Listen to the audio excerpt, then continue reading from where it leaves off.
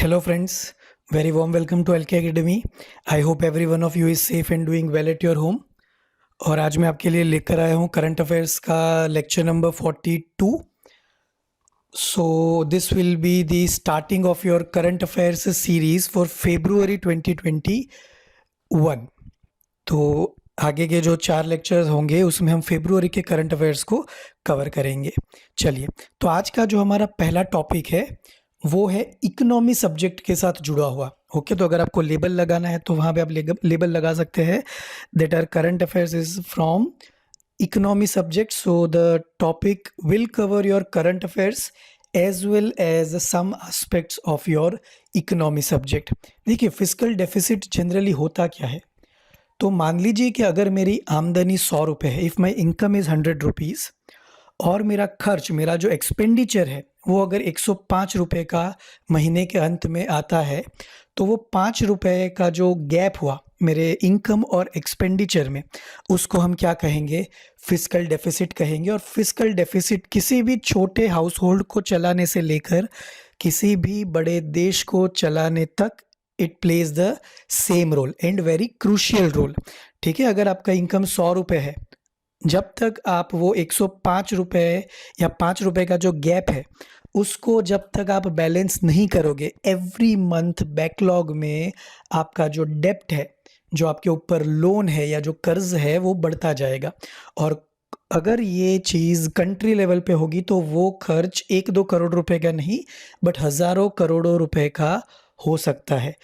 इससे क्या फ़र्क पड़ेगा ऑन दी इंटरनेशनल और ग्लोबल लेवल? तो जब इंडिया जैसा कंट्री किसी भी इंटरनेशनल फिनेंशियल इंस्टीट्यूशन से लोन लेने के लिए जाएगा तो इंडिया को जज किया जाएगा इस बेसिस पे कि आपने जो पिछली लोन्स ली थी उसमें आपका अभी डेप्ट बाकी है, तो we can not provide you the loans for your new projects. तो इसीलिए हर कंट्री अपने बजट में ये ध्यान रखता है कि उसकी जो इनकम हो रही है उससे थोड़ा 2-3% ऊपर ही उसका एक्सपेंडिचर हो, क्योंकि उससे ज़्यादा एक्सपेंडिचर होना वो कंट्री के लिए अच्छी बात नहीं होगी. तो इसी टॉपिक को हमें इकोनॉमिक पॉइंट ऑफ व्यू से समझना है. I have explained you what is fiscal deficit, the definition of fiscal deficit in a very layman language. चलिए, तो क्या है ग्रोथ एंड डेवलपमेंट, क्या है fiscal policy planning and mobilization of resources. Okay, so the government's fiscal deficit has increased to 11.58 lakh crore or 145% of the budget estimate at the end of the December 2020, accounting for the first 9 months of the year 2021, mainly on account of lower revenue realization.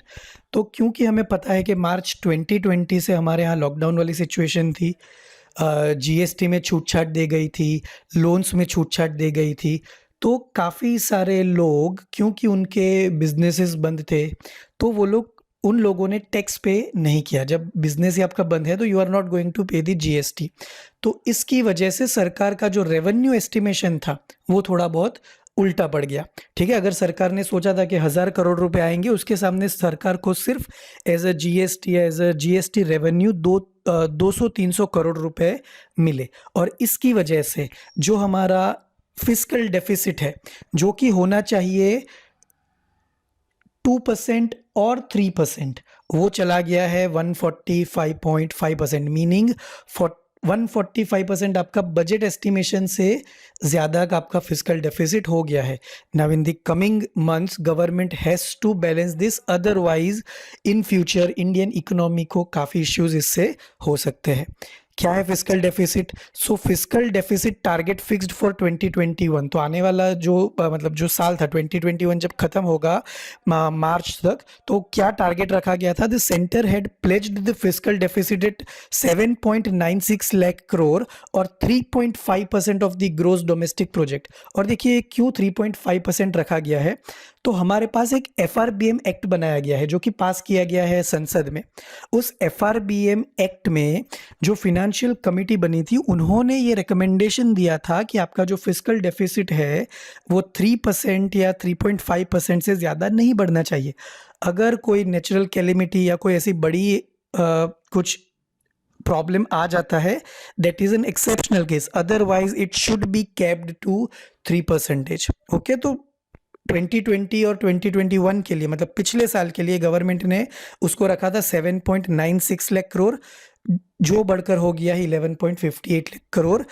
तो estimation already हम लोग 4 लाख करोड़ रुपए ज़्यादा जा चुके हैं इन अवर डेप्ट, उतना कर्जा हम पे ज़्यादा चढ़ चुका है। फिस्कल डेफिसिट 2019-20 में क्या था? According to the data released by the controller general of accounts, that is CGA, the fiscal deficit at the end of December in the previous fiscal year was 132% of the budget estimation of 1920। और उसी के बाद मार्च से corona वाला lockdown start हो गया, तो इसकी वजह से not only in India but काफ़ी सारी इकोनॉमीज को काफ़ी बड़ा झटका लगा है।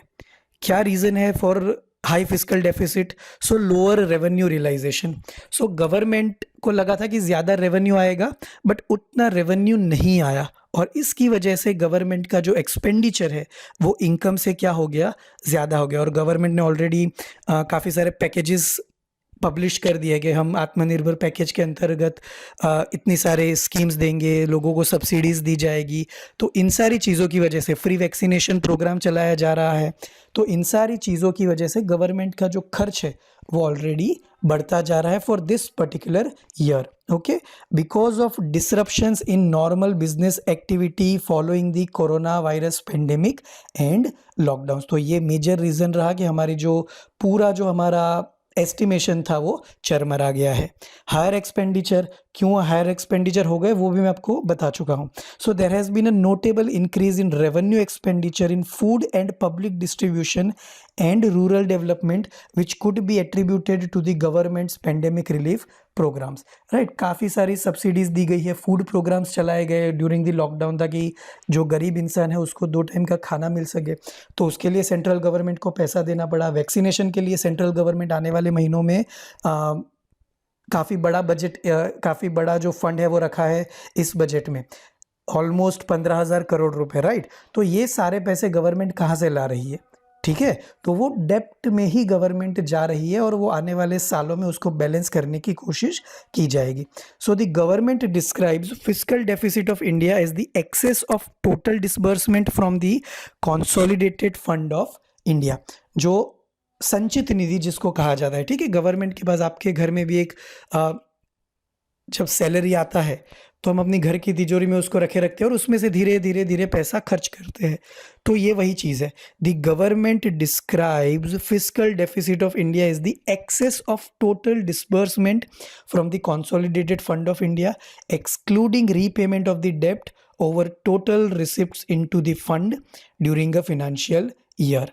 ठीक है, जो हमारा सादा घर का हिसाब है उसी हिसाब से आपका देश का बजट भी बनाया जाएगा।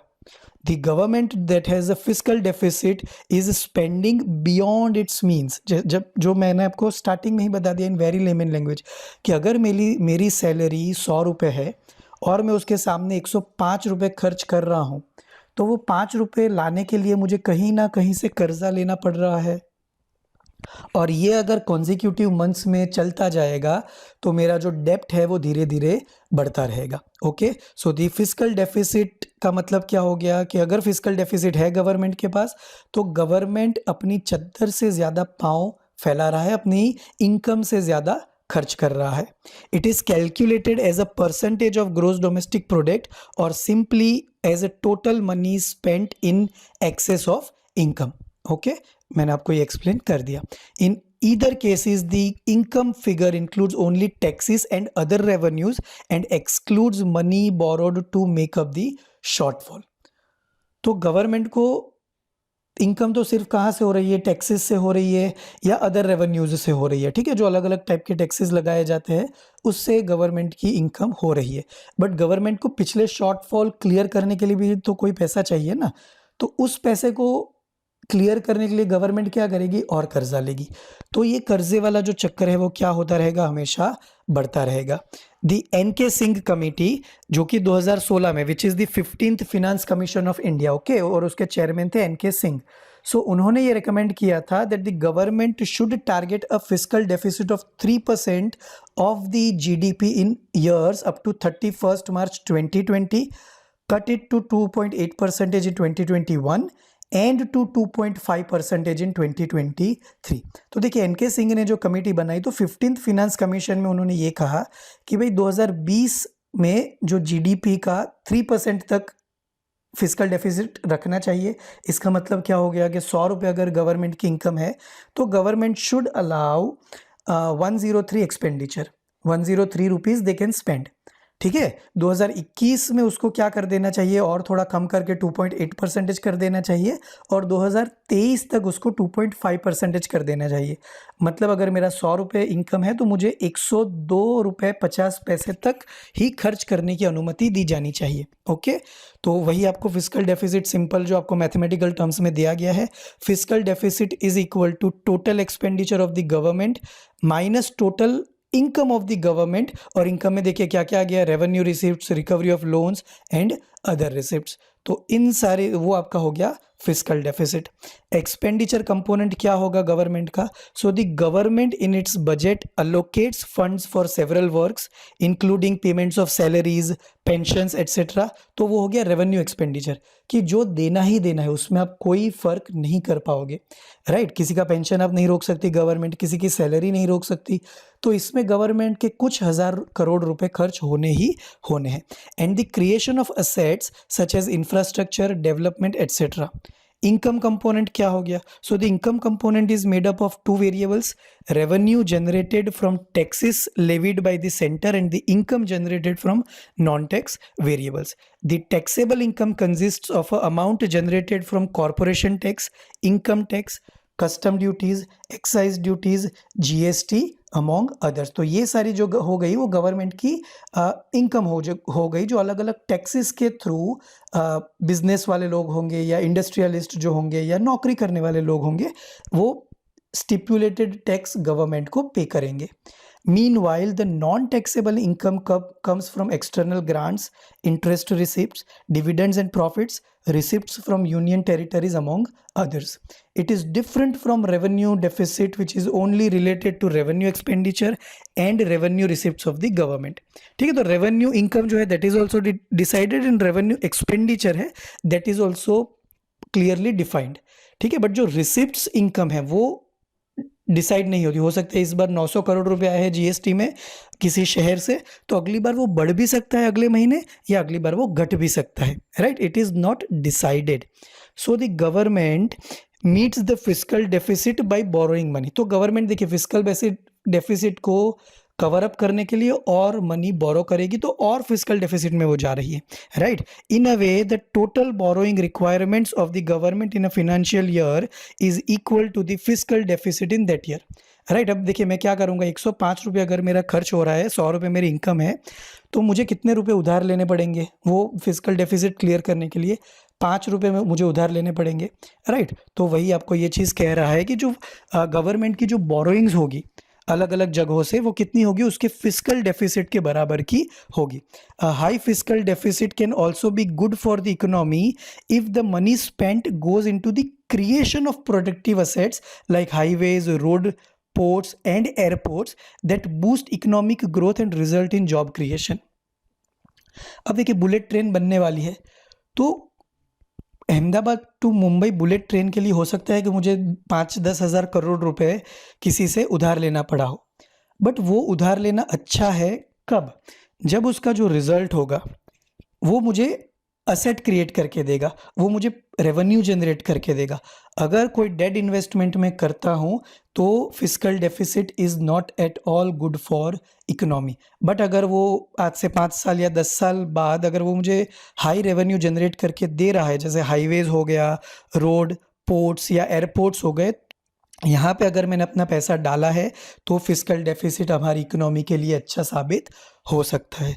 Okay, so this is about all about your fiscal deficit. और क्योंकि बजट में फिस्कल डेफिसिट की बात की गई थी, बजट में वित्त मंत्री ने ये सारे आंकड़े सदन में रखे थे लोकसभा में, and that's why we are discussing it. चलिए नेक्स्ट जो टॉपिक है दैट इज भारत पर्व 2021। अब देखिए क्या है भारत पर्व, तो आप सोच सकते हो कि जो कल्चरल हेरिटेज है इंडिया का, उसको किस तरह से बूस्ट किया जा सके अलग अलग मिनिस्ट्री के साथ मिलकर, उसको किस तरीके से आत्मनिर्भर बनाया जा सके, जिसकी बात भी प्राइम मिनिस्टर ने आत्मनिर्भर भारत का आइडिया दिया है during the corona time.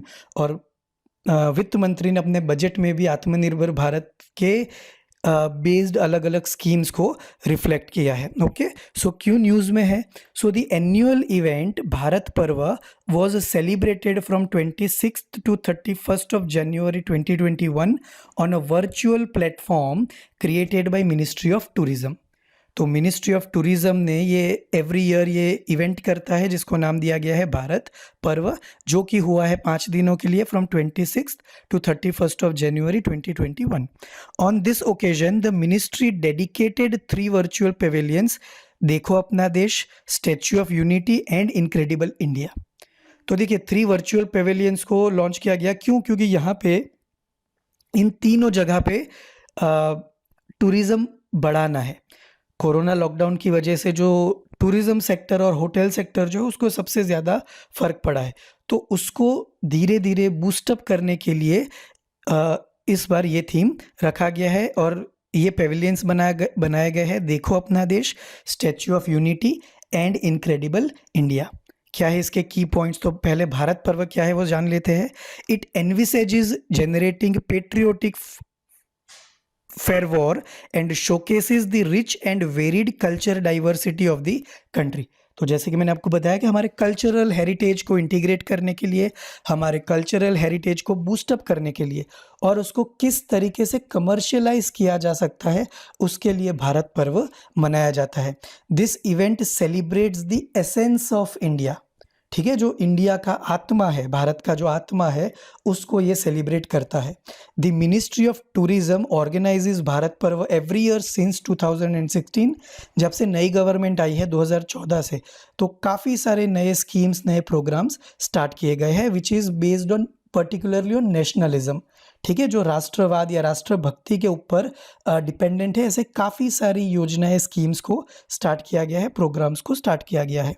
The ministry of Tourism organizes Bharat Parv every year since 2016 in front of the ramparts of Red Fort on the occasion of Republic Day celebrations from the 26th to 31st of January। देखिए इस बार की Republic parade में England के जो prime minister है, UK के prime minister जो है बोरिस जॉनसन, वो आने वाले थे, बट क्योंकि स्टार्ट जनवरी के इनिशियल डे से ब्रिटेन में कोरोना का नया स्ट्रेन मिलने की वजह से वहाँ पे अभी स्ट्रिक्ट लॉकडाउन किया जा रहा है, इसीलिए उन्होंने आने से मना कर दिया। पहले उन्होंने इन्विटेशंस एक्सेप्ट कर लिया था, but due to the travel restrictions उन्होंने आने से मना कर दिया है।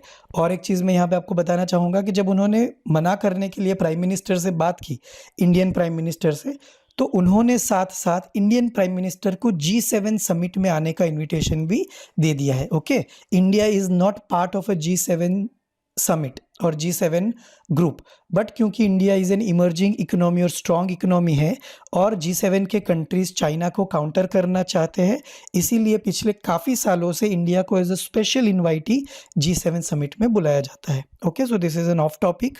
चलिए वापस मेन टॉपिक पर आ जाते हैं, and that is Bharat Parv 2021।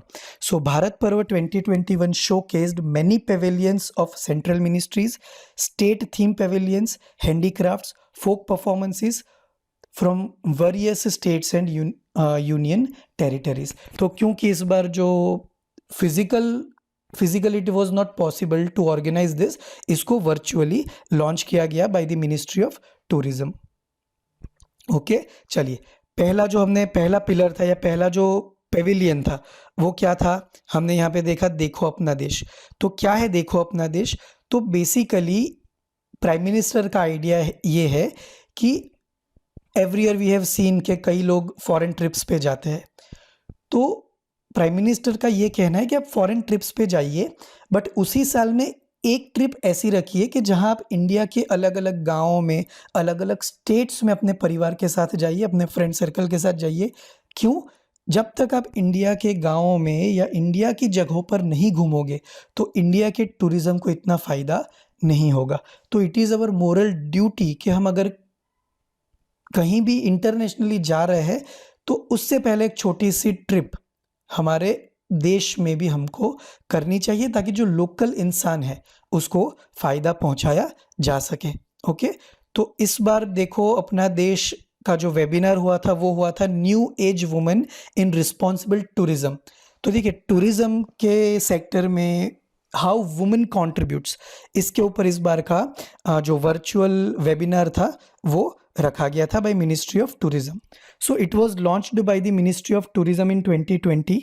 It is an initiative to encourage the citizens to travel widely within the country and explore the wonders of India, thus enabling the development of domestic tourism, tourist facilities, and infrastructure in tourism spots in the country. Understood? जो मैंने आपको समझाया कि आप नज़दीक की कोई भी जगहों पे अगर महीने में एक बार 2 महीने में एक बार अगर जाओगे तो वहाँ की जो लोकल टूरिज्म है उसको बूस्ट मिलेगा, और जो छोटे छोटे जो कंप्लीटली जिनके पास जॉब नहीं है और जो कंप्लीटली टूरिज्म सेक्टर पे डिपेंडेंट जो लोग हैं, ठीक है, आपको तो मज़ा आएगा ही आएगा, आपको तो वंडर्स ऑफ इंडिया देखने को मिलेगा ही मिलेगा, उन लोगों के घर की रोजी रोटी भी चल सकती है। और यहाँ पे सिर्फ टूरिज्म सेक्टर को फ़ायदा नहीं होगा, टूरिज्म सेक्टर के साथ जुड़े हुए जितने भी डायरेक्टली और इनडायरेक्टली जुड़े हुए जो सेक्टर्स होंगे उन सभी को यहाँ पे फ़ायदा होगा। Okay, so the ministry has also organised a series of webinars on various cities, states, cultures, heritage, wild life, adventure etcetera. And I would recommend कि बिफोर गोइंग फॉर यूपीएससी और GPSC examination ministry of culture की website पर जाकर अगर आपको time मिलता है तो जस्ट फॉर योर इंटरेस्ट, ठीक है, उसका कोई नोट्स मत बनाइए, कुछ मत बनाइए, जस्ट वो वीडियोस ध्यान से देख लीजिए। उसमें से काफ़ी सारे सीधे सीधे सवाल हो सकता है कि आपको यूपीएससी और जीपीएससी के एग्जामिनेशन में या और किसी कॉम्पिटिटिव एग्जाम में सीधे सीधे डायरेक्ट क्वेश्चन पूछे जा सकते हैं। ओके, एंड खेलते खेलते आप उसको ईजीली याद रख पाओगे। नेक्स्ट जो हमारा पेविलियन लॉन्च किया गया that is what, Statue of Unity. Okay, तो we already know about Statue of Unity, but क्योंकि मिनिस्ट्री ऑफ कल्चर ने उसको एज अ स्पेशल पिलर इस बार प्रोजेक्ट किया है तो as an exam point of view हमें उसको अगेन देखना पड़ेगा। So it is the Sardar Vallabh bhai Patel monument in the Narmada district of Gujarat. Sadhu Bet नाम की जो जगह है केवड़िया कॉलोनी नर्मदा डिस्ट्रिक्ट में, उस जगह पे दुनिया का सबसे ऊंचा स्टैच्यू बनाया गया है और उसकी हाइट रखी गई है 182 मीटर्स, जो कि रिप्रेजेंट करता है 182 assembly seats of Gujarat legislative assembly. तो ये चीज़ आपको खास ध्यान रखनी है। The statue of unity designed by the Indian sculptor Ram V Sutar, जिनको पद्मश्री मिल चुका है। Ram V Sutar is the world's tallest statue with a height of 182 metres. Okay, और उनकी हाइट कितनी बनाई गई है, 182 मीटर्स। इसका जो कंस्ट्रक्शन का जो कामकाज था वो L&T नाम की कंपनी को दिया गया था। और अब तो पिछले 4-5 महीनों में लॉकडाउन के बाद काफ़ी सारे टूरिस्ट अट्रैक्शन को भी स्टैच्यू ऑफ यूनिटी के साथ क्या कर दिया गया है, जोड़ दिया गया है। और केवड़िया को मेजर सिटीज़ के रेलवे स्टेशंस के साथ थ्रू रेलवे नेटवर्क भी जोड़ दिया गया है, और आने वाले टाइम में अंडर दी उड़ान स्कीम सीधा वहाँ पे एविएशन सेक्टर से भी उसको जोड़ दिया जाएगा, ताकि सीधा सीधा मेजर जो सिटीज़ है वहाँ पे फ्लाइट से भी केवड़िया पहुँचा जा सकेगा, स्टैच्यू ऑफ यूनिटी पहुँचा जा सकेगा। और इससे क्या होगा, जो इंटरनेशनल टूरिस्ट है उनको यहाँ से सबसे ज़्यादा फ़ायदा होगा कि जो लोकल टूरिज़्म है वो यहाँ पे बढ़ाया जाएगा।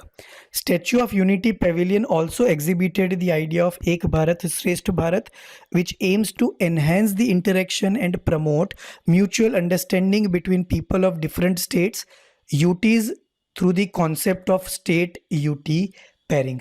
तो हर किसी यूटी को किसी स्टेट के साथ या किसी स्टेट को किसी स्टेट के साथ पेयर कर दिया जाएगा, ताकि वो कल्चरल एक्सचेंज के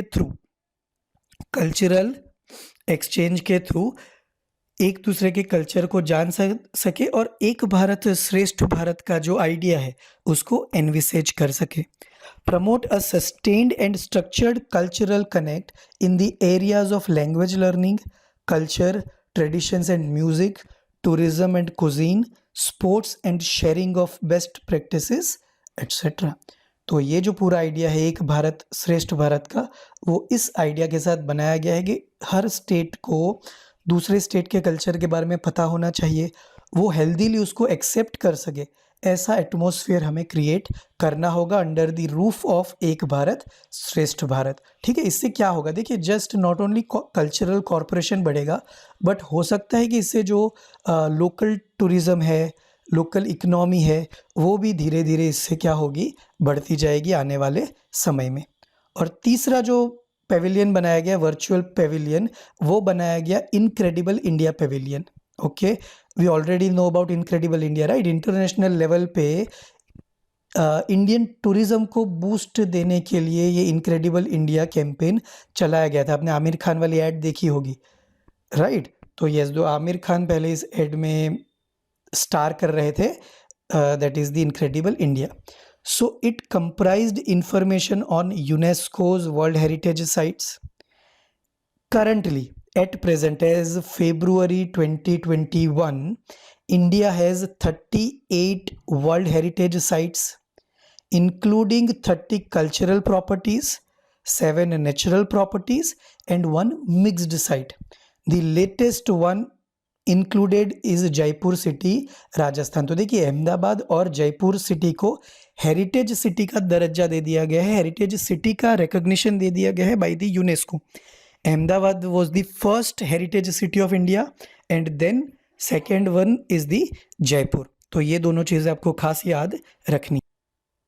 तो ये हमारी बात हो गई ministry of culture and ministry of tourism द्वारा आयोजित भारत पर्व के बारे में, ठीक है। और इसमें टूरिज्म को सबसे ज़्यादा बूस्ट देने के लिए ये भारत पर्व रखा गया है, ताकि इंडियन सिटीज़न अपने देश में घूमे। बाहर से लोगों को बुलाया जाएगा कि भाई हमारे यहाँ इतनी यूनेस्को के साइट्स है, आप आकर देखिए, ताकि लोकल टूरिज्म सेक्टर को बूस्ट मिल पाए। और उसके साथ डायरेक्टली और इनडायरेक्टली जितनी भी इंडस्ट्रीज जुड़ी हुई है, उन सबको धीरे धीरे आफ्टर द कोरोना पेंडेमिक धीरे धीरे उनको again to get back them on track, ये भारत पर्व आयोजित किया गया है, which is an annual event. Okay, next जो हमारा टॉपिक है that is Periyar tiger reserve. Okay, तो अभी Periyar tiger reserve was in news, तो वो क्यों न्यूज़ में था वो हम आगे देखेंगे। और भारत में कितने टाइगर रिजर्व्स है, क्यों टाइगर रिजर्व बनाए गए थे,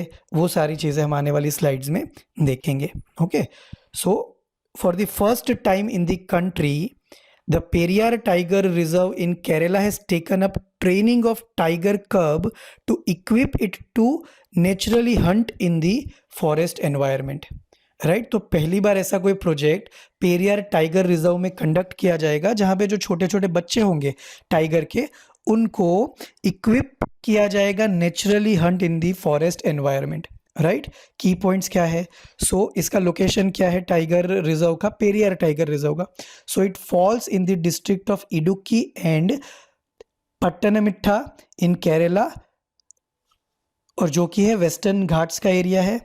declared a sanctuary during 1950 and declared as tiger reserve during 1978। अब जब टाइगर रिजर्व बना दिया गया है तो उसका क्या मतलब है कि उसको टाइगर के प्रिजर्वेशन के लिए, टाइगर के कंजर्वेशन के लिए सेंट्रल गवर्नमेंट से उसको फंड दिया जाएगा, ताकि टाइगर्स की जो डिक्लाइनिंग पॉपुलेशन थी कुछ साल पहले, उसको सिस्टमेटिकली इंक्रीज किया जा सके। बिकॉज इंडिया ने काफ़ी सालों पहले टाइगर की पॉपुलेशन को इंक्रीज करने के लिए टाइगर प्रोग्राम चलाया था। Okay, so it gets its name from the river Periyar which has its origin deep inside the reserve. तो क्योंकि पेरियार रिवर का जो ओरिजिन है वो इस रीजन से था, इसीलिए इसको क्या नाम दे दिया गया, पेरियार टाइगर रिजर्व नाम दे दिया गया। ड्रेनेज क्या है, so the major rivers through the reserve are Mullaiyar and Periyar. Tiger preserve more relational point. तो देखिए, जब किसी जगह को या किसी रीजन को सेंचुरी या राष्ट्रीय उद्यान घोषित किया जाता है या टाइगर रिजर्व जब बनाया जाता है, तो इट इज़ नॉट नेसेसरी कि वो किसी एक पर्टिकुलर एक ही चीज़ के लिए बनाया गया हो, that is not the fact. ठीक है, जब किसी एरिया को अब राष्ट्रीय उद्यान या टाइगर रिजर्व लेट से बनाते हो तो इनडायरेक्टली बैकग्राउंड में काफ़ी सारी फ्लोरा और फौना को भी, काफ़ी अलग अलग टाइप की बायोडाइवर्सिटीज़ को भी आप कंजर्व करने का काम कर रहे हो। तो वही चीज़ यहाँ पे हो रही है। Okay, the sanctuary comprises tropical evergreen, semi evergreen and moist deciduous forest and grasslands. About 1966 species of flowering plants grow in the century. देखिए ऑलमोस्ट 2000 जितने अलग अलग टाइप के फूल वहाँ पे उगते हैं naturally. Of this about 5 and 6 are endemic to the western Ghats. अब देखिए इसमें से 5 and 6 ऐसे हैं जो धीरे धीरे लुप्त होते जा रहे हैं, एंडेमिक है to the western Ghats. The sanctuary in a repository of a medicinal plants numbering to about 300। ऐसे प्लांट्स जिसकी मेडिसिनल वैल्यू है, जो आयुर्वेदा में या और किसी मेडिसिन में यूज हो सकते हैं, उनकी जो नंबर्स है वो है 300। Some are endemic to the regions like syzygium periyarensis a tree, habenaria periyarensis an orchid and mucuna pruriens thekkadiensis etcetera. तो ऐसे जो ट्रीज है वो धीरे धीरे वहाँ पे क्या हो रहे हैं, ख़त्म हो रहे हैं।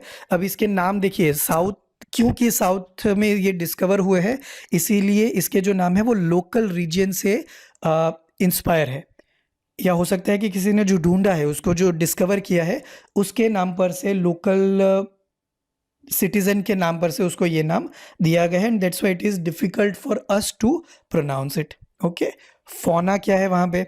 सो मैमल्स है, tiger, elephant, lion tailed macaque, Nilgiri tahr etcetera. तो ये सारे टाइप्स के मैमल्स वहाँ पे पाए जाते हैं।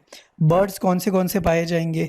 सो darters, cormorants, kingfishers and the great Malabar hornbill and the racket tailed dragons, ये सारे अलग अलग टाइप के बर्ड भी वहाँ पे पाए जाएंगे।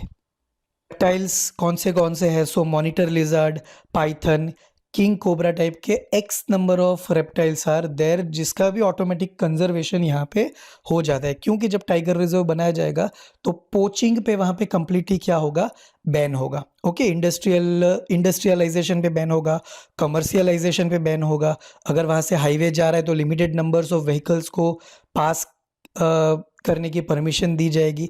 तो ये सारी काफ़ी सारी चीज़ें वहाँ पे की जाएगी just to conserve the flora and fauna of that particular region. Tribals कौन से हैं वहाँ पे? So there are 6 tribal communities nestled inside the reserve such as Mannans, Paliyans, Malayarayans, Malapandarams, Uralis and उल्दानास।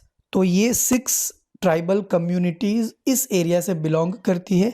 आपको सीधा एग्ज़ाम में इसके नाम पूछे जा सकते हैं, तो आपको इसको अच्छी तरह से याद कर लेना है।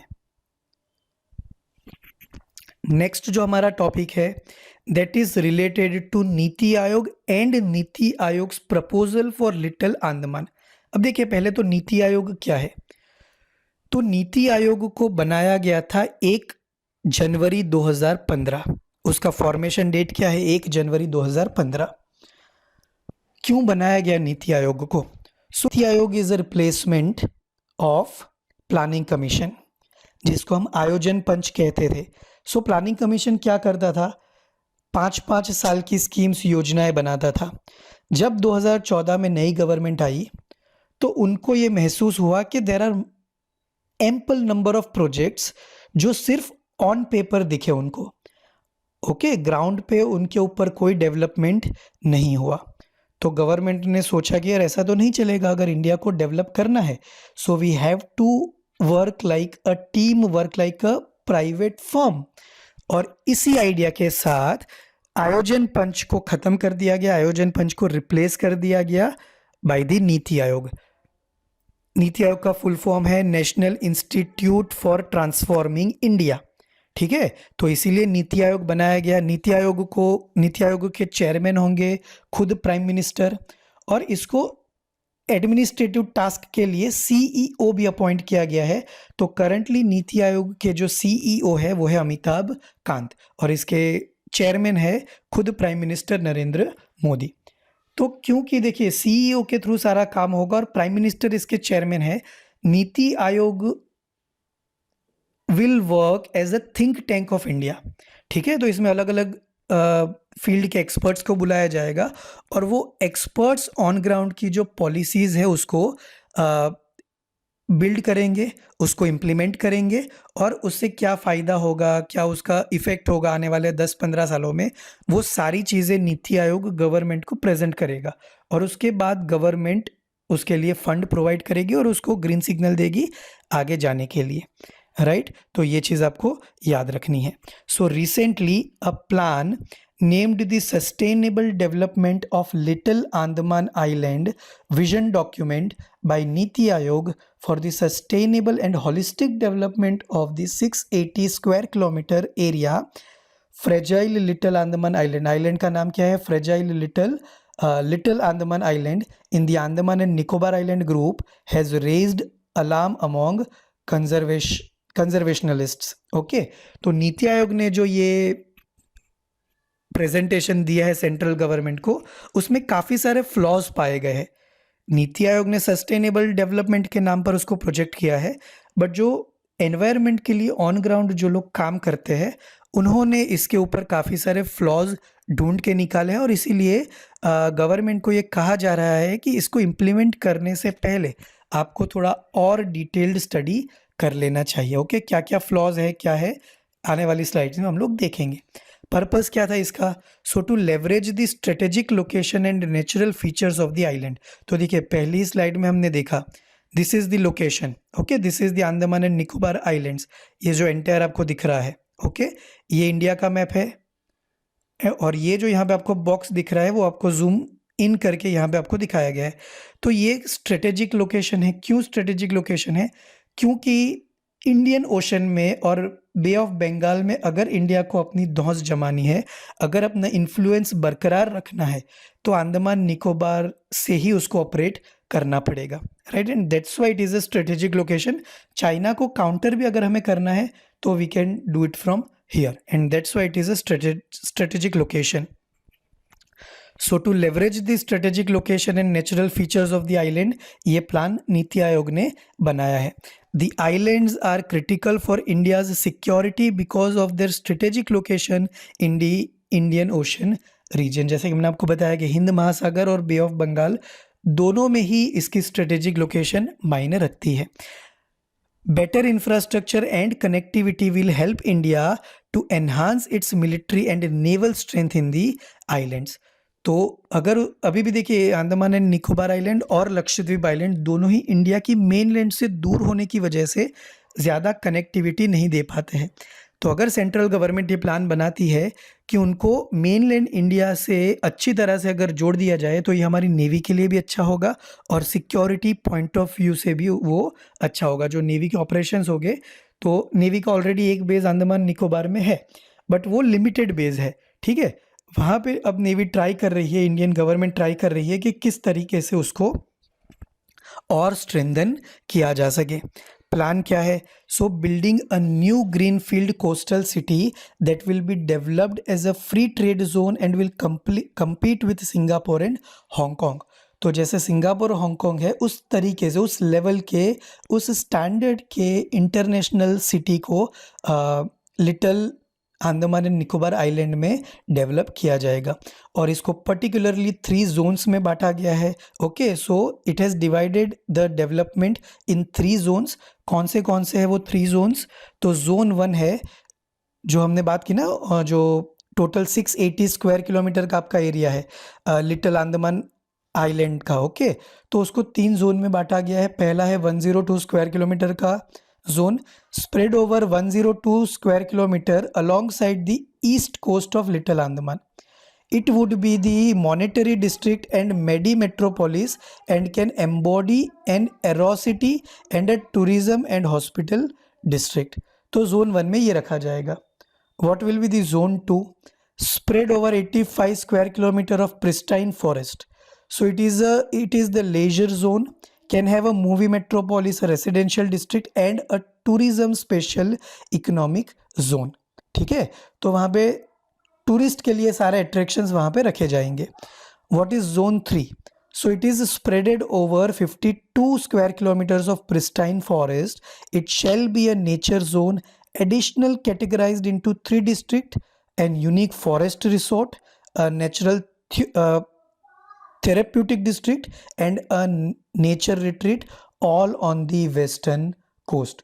तो इस तरीके से इंटरनेशनल लेवल का एक सिटी वहाँ पे बनाया जाएगा ताकि वहाँ पे कनेक्टिविटी बढ़ेगी और टूरिज्म सेक्टर को वहाँ पे बढ़ावा मिलेगा. ओके, ट्रांसपोर्ट डेवलपमेंट कैसे किया जाएगा? So a world wide airport able to deal with all varieties of plane is central to the plan as a global airport is a vital for growth. अब जब देखिए हमें पता है कि ऐसे जब छोटी जगह पे जब एयरपोर्ट बनाया जाएगा तो उसके लिए एनवायरनमेंट को कहीं ना कहीं नुकसान होगा ही होगा. The solely jetty on the island might be expanded and a marina might be developed subsequent to the tourist entertainment district. A 100-kilometer greenfield ring highway might be constructed parallel to the shoreline from east to west and might be supplemented with a mass fast transit community with stations at common intervals. Okay, bottlenecks क्या क्या है, क्या क्या obstacles आ सकते हैं? So lack of fine connectivity with Indian mainland and world cities, जो कि मैं आपको ऑलरेडी बता चुका हूँ. Fragile biodiversity and natural ecosystem and certain supreme court notifications that pose an obstacle to the development. अब देखिए अंडमान निकोबार आइलैंड में there are certain indigenous tribal groups की जो मेनलैंड इंडिया से जुड़ना नहीं चाहते हैं या वो आउटर वर्ल्ड से कोई भी रिलेशन रखना नहीं चाहते, किसी भी तरह वो इन्वॉल्व होना नहीं चाहते. तो सुप्रीम कोर्ट ने ये बोला है कि we should respect their privacy. अगर वो लोग हमारे साथ बातचीत करना नहीं चाहते या हमारे साथ आना नहीं चाहते तो वी शुड रिस्पेक्ट दैट. तो जब ऐसे डेवलपमेंट प्रोग्राम होंगे तो वो सुप्रीम कोर्ट के जो ऐसे बैन्स है या ऐसे जो नोटिफिकेशंस है उसको वायोलेट कर सकता है. अनदर की issue is that the presence of indigenous tribes and concerns for their welfare. Right, तो सेम पॉइंट मैंने आपको बता दिया.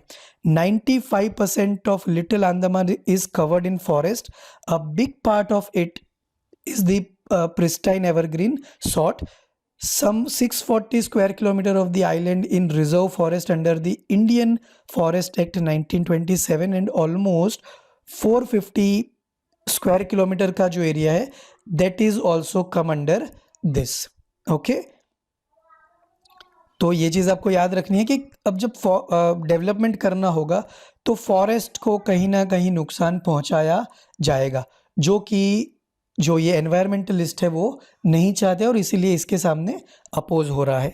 सल्यूशन क्या है? So the proposal wants 240 square kilometre of this land and the options are de-reserve 32% of the reserved forest and de-notify 138 square kilometre और 31% of the tribal reserve. तो ये एक सल्यूशन हो सकता है कि जो रिजर्व किया गया है उसको डी-रिजर्व कर दीजिए और जो डी-रिजर्व्ड है उसको रिजर्व्ड कर दीजिए.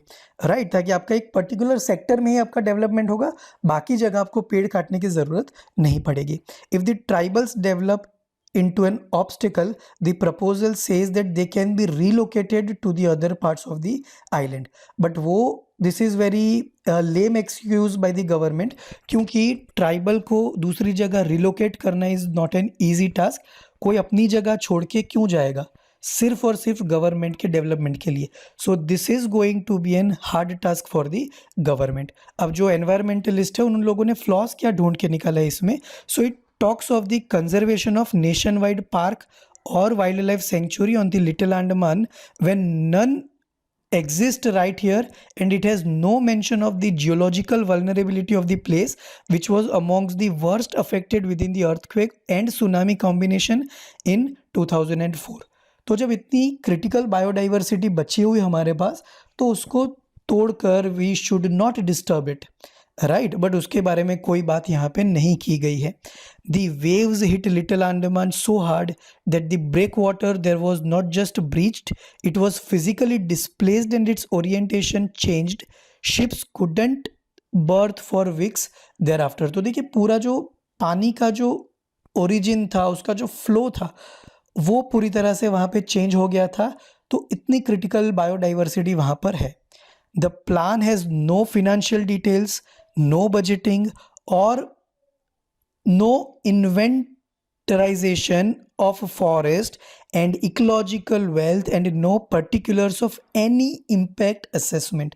तो उसकी कोई इन्वेंटरी नहीं बनाई गई है, कोई परफेक्ट असेसमेंट नहीं दिया गया है, कोई नंबर्स नहीं दिए गए हैं, जस्ट एक अच्छा सा पीपीटी बनाकर गवर्नमेंट को प्रेजेंट किया गया है.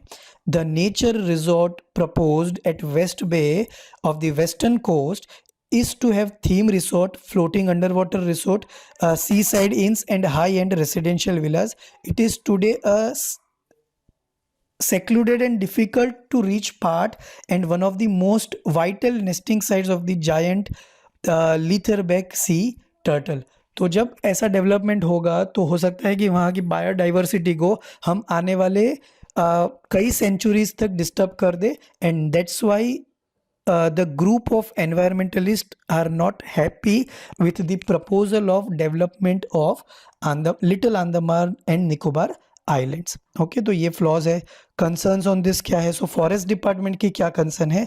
In a note, divisional forest officer of Little Andaman raised severe considerations about this proposal on grounds of ecological fragility, indigenous right and vulnerability to earthquake and tsunamis. It mentioned that such a large diversion of forest land would cause environmental loss leading to irreversible damage. Okay, habitats of various wild animals will be affected. The proposal couldn't even be assessed as a result of there being no environment impact assessment report, and neither had there been any detailed site layout plans for the proposed diversion.